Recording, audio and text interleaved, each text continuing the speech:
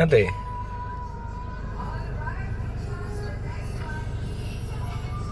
എന്നെ മുന്നേ നീ ഇങ്ങനെയൊക്കെ ചെയ്യാറുണ്ടോ?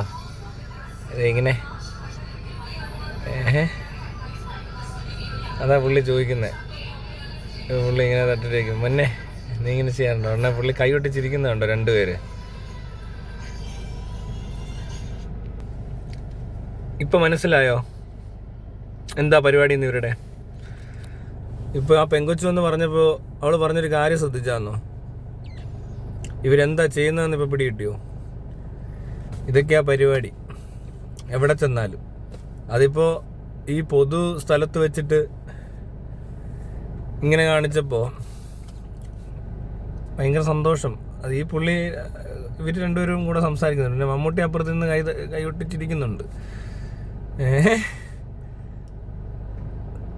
എന്തൊക്കെയാ പണി? ഇപ്പോഴാണ് എനിക്കത് കണക്റ്റ് ആയത്. എന്താ ഇങ്ങനെ ചെയ്തത്? മറ്റേ ആൾക്ക് എന്താ ഇത്ര സന്തോഷം? ഇത് ഈ 3 പേർക്കും അറിയാവുന്ന കാര്യമാണെന്ന് തോന്നുന്നു കേട്ടോ. എന്നാലും കൊള്ളാം. ഇതൊക്കെ നേരത്തെ തന്നെ ഇതൊക്കെ മനസ്സിലാക്കാൻ പറ്റുന്നുണ്ട്. അതല്ല ഇവരുടെയൊക്കെ പരിപാടി എന്തോ ആന്നേ. പക്ഷെ ഇങ്ങനെയൊക്കെ ഒരു ഇൻസിഡൻറ്റ് ഉണ്ടാകുമ്പോഴാണ് നമുക്കത് കണക്റ്റ് ആവുന്നത്. ശ്രദ്ധിക്കിനെ വിളിച്ചിട്ട് തട്ടിയിട്ടാ കാണിച്ചേ.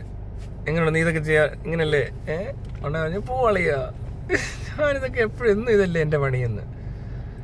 ആ പെങ്കുച്ച് പറഞ്ഞ കേട്ടല്ലോ.